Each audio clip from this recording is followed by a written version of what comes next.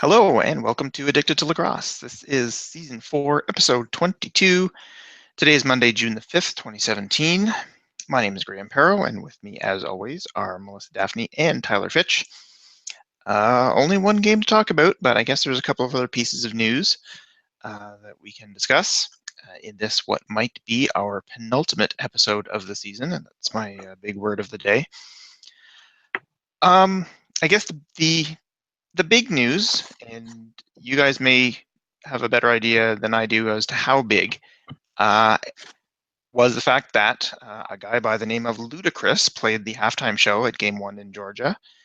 He is a hip-hop star who is from Georgia, or at least calls Georgia home, and it's not my kind of music. So I've heard the name, but I have no idea if this guy's kind of a local thing, or if he's like the Justin Bieber of the hip hop world, for all I know. But a lot of people were making a big deal about it, and I didn't actually see it. I stopped watching at the end of the first half to go help make dinner, so I didn't actually miss the halftime show entirely. Tyler, did you see halftime, and what do you think? Yeah, so arguably Justin Bieber is a bigger star, not just because you're Canadian, but Ludacris is well known. He's acted in some of the Fast and Furious movies, and he's a famous rapper. The production quality on the feed of his singing was, I don't know, not nice, but it was worthless. You could kind of mostly hear him. You could not hear the music he was singing against, unless it was like coming through the speakers into his mic, so barely, because they tried, that's feedback basically if you do it wrong. So it was not good audio quality. Imagine in the stands, it was quite all right, but on the feed, you saw him dancing around. He had a Swarm jersey, and it looked all right. I think it was great they had him there. It helped bring fans in for sure. It helped their publicity significantly. And I imagine whatever they paid, it was worth every cent, because the fans just showed up probably for the first time because of him, saw a really good game. So it works out nicely. Yeah, Ludacris is definitely, he's from Georgia, and so his rap career may not be quite as big right now, but he's definitely had some pretty big hits. And as Tyler said, he was in the Fast and Furious movies, so he's pretty high profile. I would say he's a bigger deal than the man with having Bret Michaels, who never showed. But hey. So I think it was a great PR move. It brought in a lot of fans, and the fact that the game went the way it did and was as exciting as it was, I would agree with Tyler that it was probably money very well spent. All right. So, the next bit of news is just sort of breaking news. I just saw it for the first time less than an hour ago, and that was that Teddy Jenner tweeted that Toronto Rock broadcast team Andy McNamara and Brian Shanahan will be doing the broadcast of Game 2 from Saskatoon instead of the normal Rush guys. And I don't know the reasoning behind this. Teddy said that they're basically bringing in a neutral crew. And I don't know if that's because of the problems that we saw from the Georgia crew this past weekend. And it's not like they were horrible and they did a terrible job, I didn't think. There were certainly a number of mistakes, a couple of rules that they didn't seem to know about. They pronounced Brett Midsky's name wrong, but name pronunciation problems are fairly common, as we all know. But things like Mark Matthews reached in and poked the ball into the net, and they waved it off right away, and they said, oh, he must have been in the crease. Well, no, you're not allowed to poke the ball into the net. And I would have thought that the play-by-play guy, I think, is fairly new to the NLL. But if I'm not mistaken, the color guy was Brian Silcott, who has been in the league, been involved in the league for quite some time, or at least he was at one point. But these are the kinds of things I would have thought he knew. And yeah, so there were a number of issues that I thought the Georgia broadcasters had. So maybe they just decided, you know what, we're going to just bring in a neutral crew, and that way crew of people who really know the game and know what they're doing, and then we won't have these problems. But in my opinion, the guys in Saskatchewan don't have those problems anyway. The play-by-play guy, Dave Thomas, is new to broadcasting lacrosse, but if I'm not mistaken, he's been around the game a little bit, and we didn't see those kind of mistakes from him during the regular season. And Casey Guerin knows what he's talking about as well. So if you're going to replace one of the two crews, you replace the Georgia crew, not the Saskatchewan crew, or you replace them both for the entire series. Doing it one way and not the other, just I don't see that makes any sense. Tyler, any thoughts? I agree completely. I think your choices there of having Andy McNamara and Shanahan do both games would have been fine. Would have maybe even been best, because the crew in Georgia, like Silcott, like, he knows the game. He's played in the league. He's been had front office positions in the league. Like, he's around it, but he doesn't pay attention to the details, like the fact that the league changed their rule years ago that you can't poke the ball in the crease. I don't know what he's like. If you're part of the team and associate with that way, I think you should know as much as the fans. What do you think, Melissa? I would argue that they should probably know more than the fans, but that doesn't always happen. They often do like to get hockey commentators. I think it is an odd move.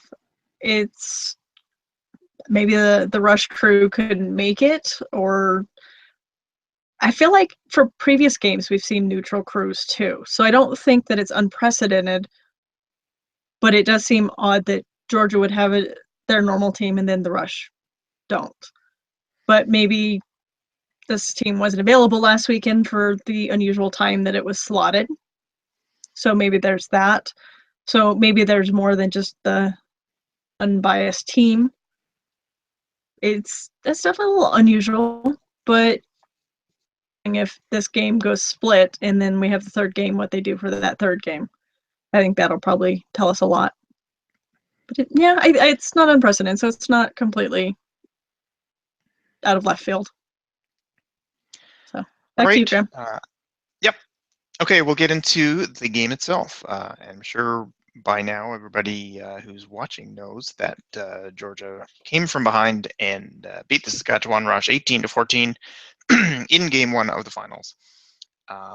And going forward, we're going to do our standard awesome, not awesome, but in a bit of a departure. It's just going to be me and Tyler for most of it, seeing as Melissa was not able to watch the game. So she is, of course, free to insert any opinions that she feels like, but since she didn't actually see the game, she has less awesome and not awesome things to contribute for now. So I'll just have one when we hit the not awesomes, which is a pretty obvious one. Not awesome. Didn't silly see the delay game for the Sunday afternoon game because I thought it was Saturday, and so not having the game available until now makes it hard. Well, you go watch it and we'll just wait. Go ahead. Let's all watch it together. Longest podcast ever. Okay, I will start with my first awesome, and that is the game. The game was awesome. Each team had a lead and lost it, and there were multi-goal runs, and there was lots of drama. The Swarm went on was it a 7-goal run at one point? Yep, 7-goal run. But I mean, it's the Rush. You knew they weren't out of it by any stretch, and they started to come back. And then Georgia got a few more near the end. It was just a great game. Lots of excitement. And sorry, Melissa, for the spoilers, but just a great game to watch. And yeah, I mean, if Ludacris brings the people in and they see that kind of game, they might be thinking, "Wow, we should have been here all season." And it might actually do something for the attendance next year. So if they goes to a game 3, I'm hoping it's the same sort of thing. But in any case, that's got to be good for the crowds in Georgia. Tyler, what's next? Yeah, I'm going to stick with the general concept of Georgia, the Swarm as a whole, and their persistence in that game after they lost their lead and the second half surge they ended up having. They seem to start slow after their off weeks or whenever they have time off, but they came out and got their early first 2 goals of the game were theirs, but they kind of let that slip away. But then that second half came around, and even though Saskatchewan got the first 3, maybe 4 goals in the second half and kind of were extending a lead, and I was a little worried, the Swarm clicked and they found what they needed to do. The first game of the season when these two played, the game ended on like a 10-3 run, I think, for the Swarm to pull away in that one. And this time it ended up being 11-3 in the last 14 goals that really pulled it away for the Swarm. And when they get going, we see. I think, Green, you tweeted it. I know that you tweeted it. Like, offense wins games, defense wins championships. And then here's the Swarm saying, like, hold my beer. I got this. Yeah. It's like, watch us outscore the Rush.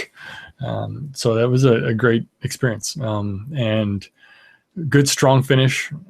And now they have a lot of momentum going into the game next weekend. I'll go back to you, Graham. All right. That was a great segue because my next awesome was momentum. And Georgia grabbed some in the third quarter when they started their 7-goal run. They were down 11-7 at that point. They went into half down 9-7, and then Saskatchewan scored a couple. Georgia went over 14 minutes without scoring, and then suddenly they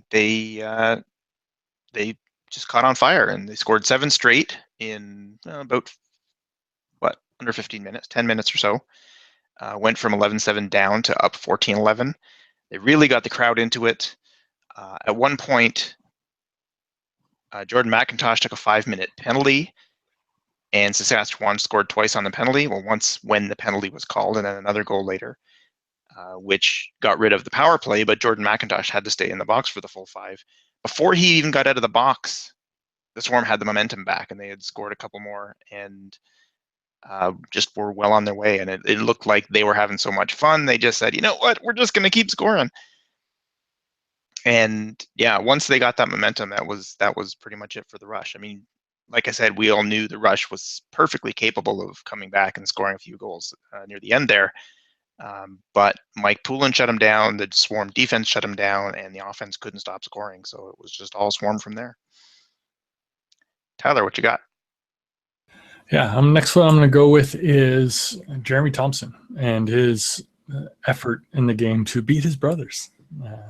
He had gone through the first 2 playoff games without even a single point, which I don't think is that much of an issue or telling because it's not his job or his role on the Rush. But this game, he had, I think, the first goal for the Rush and ended up with 3 overall to really be like, hey, follow me, team. I know like Matthews is the leader on offense, and I think Corbeil, their captain, is the leader on defense, but like, we need goals right now. Like, I'll get it. Let's go. And he tried to get him into it, and he made a great individual efforts, but just wasn't enough for the team as a whole. But to see his performance, and strong performance in the game, was fun to watch. I'll go back to you. All right, my next one would be the Georgia offense. And just as we've seen all year, it's not. I mean, Lyle Thompson is one of the front runners probably for MVP. Though I'm surprised the league still hasn't announced any of the candidates for any of their awards, and I don't know when that's going to be happening. I assume it would be going this week because I thought they would wanted to at least get the nominees out there before the finals are done. Even if they don't want to announce the winners until September. They've actually been sending out. They've been sending out smoke signals. We all have missed the message. Yeah, that's probably it. So anyway, Lyle Thompson is likely one of the front runners for MVP. He won the Isle Indoor MVP award last week, but is not just Lyle Thompson and a bunch of other, pretty good secondary scorers. It's a whole bunch of really good scorers all over the place. And I think Lyle Thompson had the fewest goals of any of them on Sunday. I think he just had 1 and about 5 assists or 4 assists or something.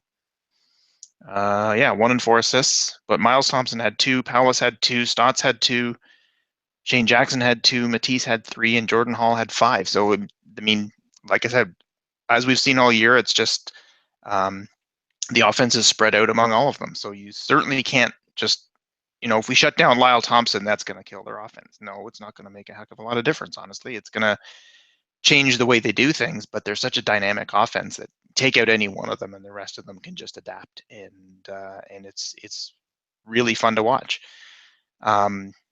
Georgia scored 18 on the rush in their first game of the year, but that was without Aaron Bold and that was without Ben McIntosh because they were both suspended. And so we all thought, okay, well, that game really doesn't matter because they didn't have Bold, they didn't have McIntosh. It wasn't really the same team. It was the first game of the year. So it really has no bearing on what's going to happen in the finals. So since that game, nobody scored more than 14 on the rush until, until Saturday, until Sunday, when the Swarm did it again, except this time they did have Bold and they did have McIntosh. So maybe that first game of the year was a little more prescient than we thought it was going to be. But in any case, the Swarm offense was pretty darn awesome. Tyler.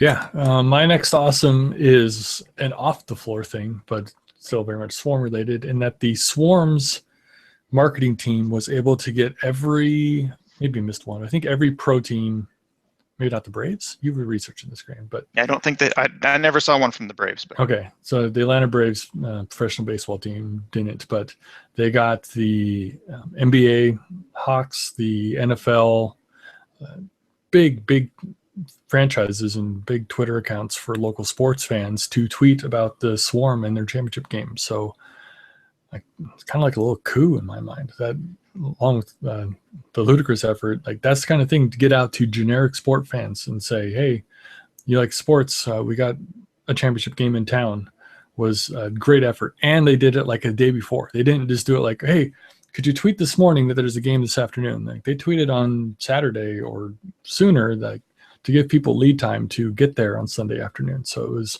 not an entirely last minute haphazard thing. It was I think a well-coordinated effort, and it was very well done by the Swarm marketing team. Good job.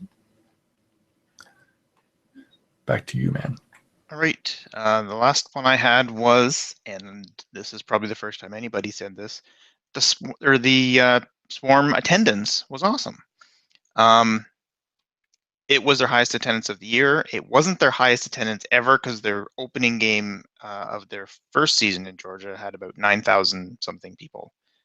They only had 7,600 on Sunday. But like I said, it was their biggest game of the year. It was pretty much double what their average was for the whole year. So was the place completely packed? No, I think the place holds around 10,000. That's what they were going for in their semifinal game or division final, I mean. But it was noticeably busier in that arena than in any game that I saw during the regular season. So whether that was due to free tickets or whether that was due to all kinds of advertising in the Atlanta area or just Ludacris coming in or whatever it was, they got 7,600 people in there to watch the game. And yeah, good job on the Swarm for that one. All right, back to you, Tyler. I am all out of awesomes. How about you? That's it for me. Okay. So now I got before this. you guys go into not awesome, let me interrupt because you both brought up some points that I just want to say sound really awesome. And I think it has me excited for hopefully what we might see from Georgia next year, because if they got the other Georgia teams, that's a whole lot of new fans that maybe were watching the Twitter feed that wouldn't have before.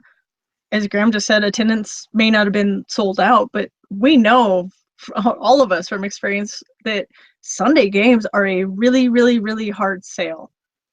And the fact that it was not just a Sunday game, it was a 5 p.m. Sunday game, and they had 8,000, that is really impressive. And if even only a third or a fourth of those fans stick around for next season, that's going to be huge for the Swarm. And as we, I think, pretty much know from our own experiences, that sometimes word of mouth is really the biggest impact on this sport and the fan base.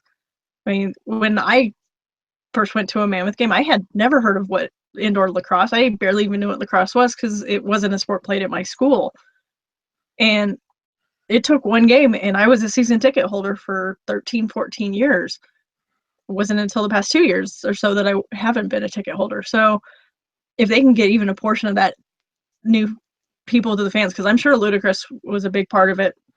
The teams, try tweeting out about it, because it expands the reach and gets people to go, hey, I don't know what this is. Let's check this out. Especially when the tickets are affordable and you're not looking at $50 seats for the cheapest seats, $100 seats or something. I think it's going to be great. And so I'm really happy to hear that, especially as we know, it was relatively shortish notice. I mean, they at least had 2 weeks, but it was not a huge amount of time to do such a good impact. So yeah, I want to say that's mega kudos to the Swarm PR team. Way to go. I'm really excited to hear all these things that I didn't know about. So awesome. So I'll kick it back to, I guess, Tyler, you were going to kick off the Not Awesomes.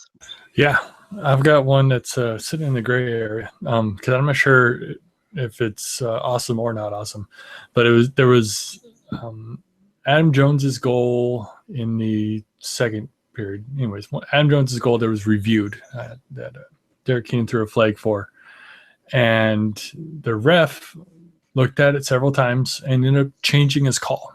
And they were saying on the feed that he overturned himself. Like, he had called it a no goal, went under, and then decided it was a goal. But it was an interesting review to me because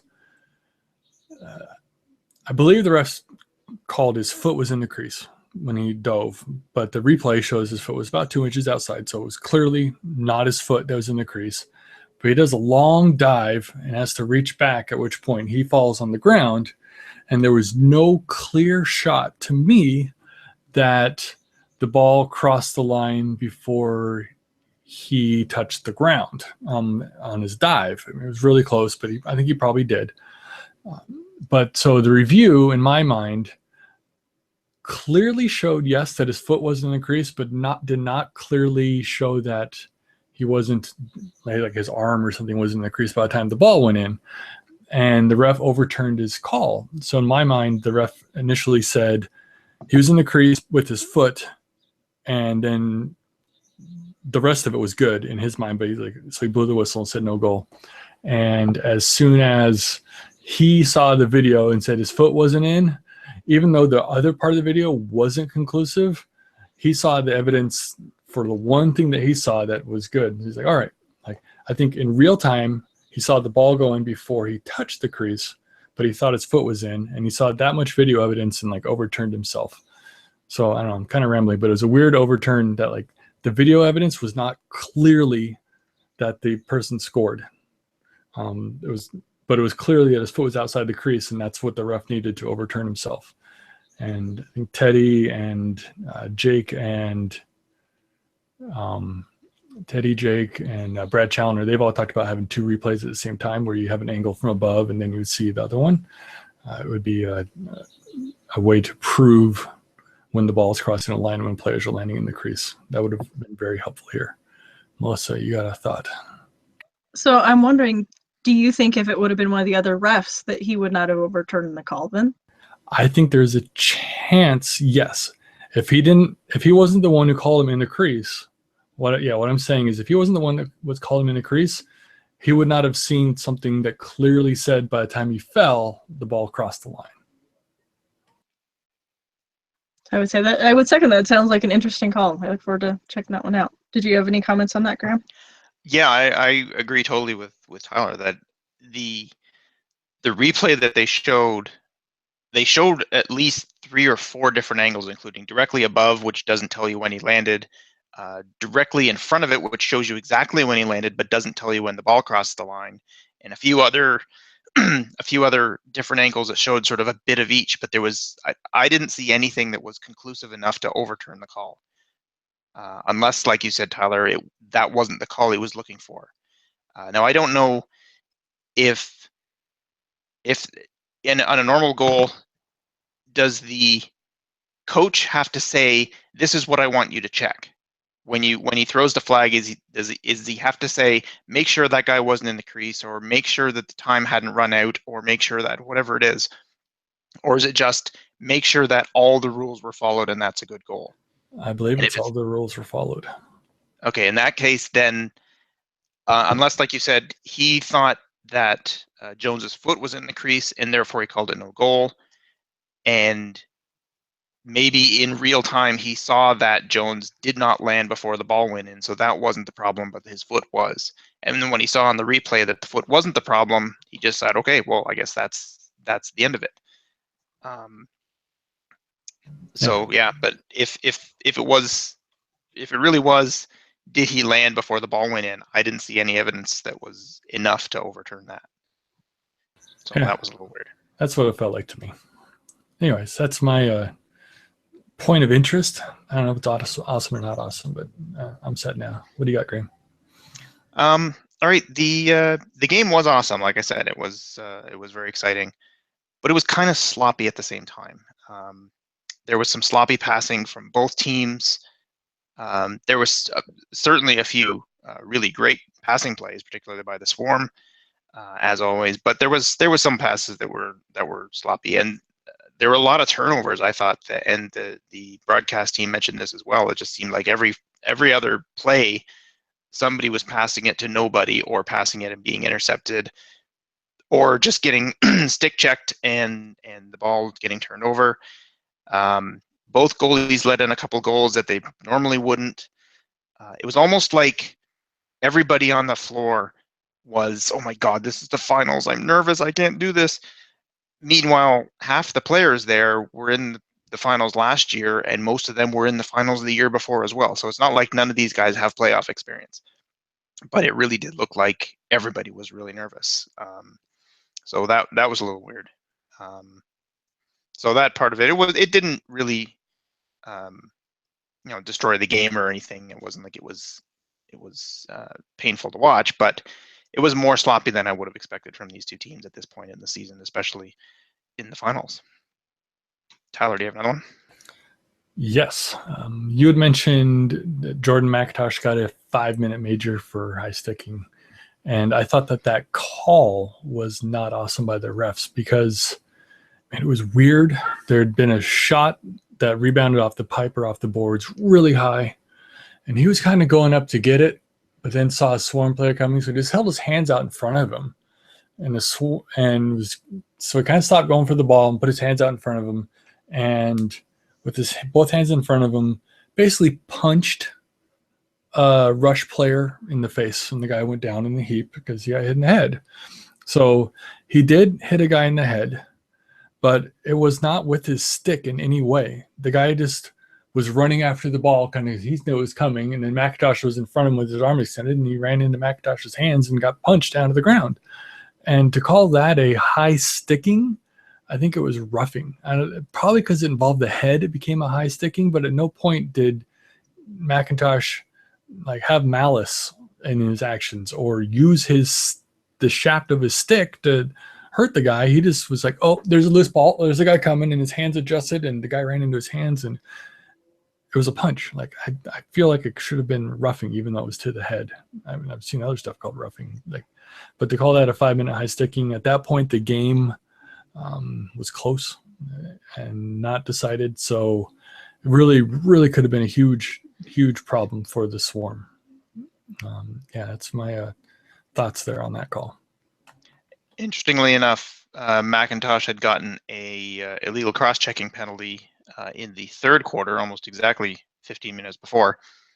And I saw a couple of tweets from people, mostly Rush fans, saying that should have been a 5-minute major because it looked more. I think he hit Mike Messenger in the head, and Messenger dropped like a rock and didn't get up for a minute or two. And I guess I didn't have any more not awesomes, but I'll make one up right now. They didn't show replay. They did show one replay of that hit. And so when I saw people on Twitter screaming that should have been a major, and they gave him 2 minutes, And I said, okay, well, let's see the replay of what exactly happened. And they showed one replay kind of in real time. They didn't really slow it down. And then they slowed it down afterwards to show McIntosh kind of doing this, like, what did I do? What did I do? Or I can't believe you're calling that or whatever. And they didn't show the replay of the actual hit again. So I didn't get a really good view of what actually happened. But it's almost like that one might have been more of a 5-minute major. And maybe the refs realized later, we probably should have called that. And then they thought, hey, we've got another opportunity to give them the 5 minutes, even though this one wasn't quite worth it. I don't know if refs actually do that. There's certainly all kinds of people on social media who think they do. We missed that call earlier, so we'll give you another call later, or we call a penalty earlier that we shouldn't have, so we'll let the next one go, or I don't know if they actually do that or not, but that might be what happened there. Okay, and I have one more not awesome myself. As well as the Swarm's marketing team did, the people in charge of the seats, I have a refinement, if you're listening, to put all the new fans on the side of the camera that the camera's looking at, not the side of the camera, but the side that the camera's looking at.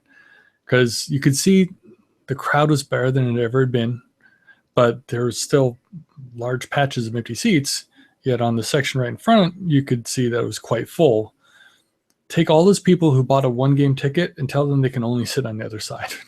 And then when the camera does the general shot of all the action going back and forth, it'll just look packed. The MLL, Lacrosse, got very wise to this. When I had my tickets in San Francisco for the old Dragons team, the first year they let us sit on whatever side we wanted. And then the second year, they're like, no, everybody sits on the other side so the camera only sees fans. And the Boston Cannons do the same thing. They're playing at a big Harvard stadium.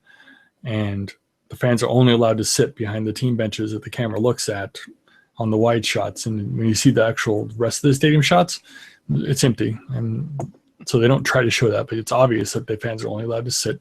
So it looks good on camera. And the Swarm, you should do that too with all your one-offs. Season ticket holders, they obviously are in their right to sit wherever they want, in my opinion.